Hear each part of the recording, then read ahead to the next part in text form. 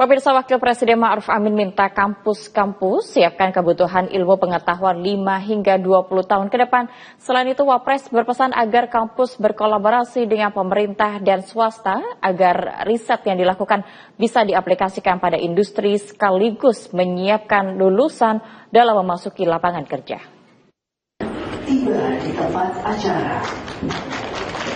Pernyataan ini disampaikan oleh Wakil Presiden Ma'ruf Amin saat berpidato dalam pembukaan International Conference on Applied Science, Education and Technology di Kampus B, Universitas Nahdlatul Ulama, Surabaya.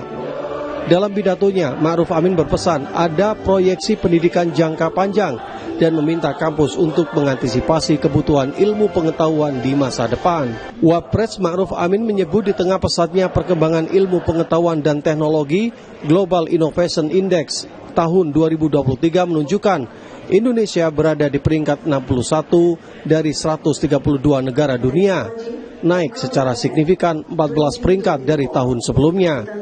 Sehingga data tersebut mencerminkan potensi besar bangsa Indonesia untuk terus melahirkan karya-karya berinovasi tinggi.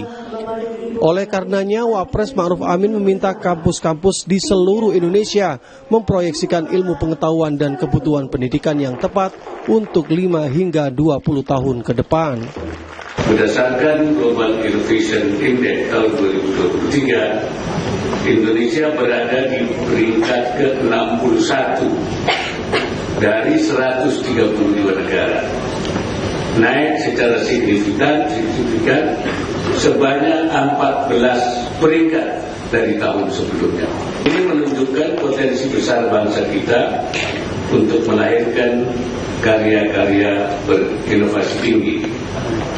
Untuk itu, kampus juga harus mampu memproyeksikan ilmu pengetahuan dan kebutuhan pendidikan yang tepat untuk 5, 10, bahkan 20 tahun mendatang. Dalam kesempatan yang baik ini, saya ingin menyampaikan beberapa pesan. Pertama, kembangkan riset dan penelitian yang relevan dengan kebutuhan zaman, dengan tetap menjadikan ajaran agama sebagai fondasi utamanya. Jadi berdasarkan manhaj iman atau manhaj rabban atau juga manhaj tasyri'.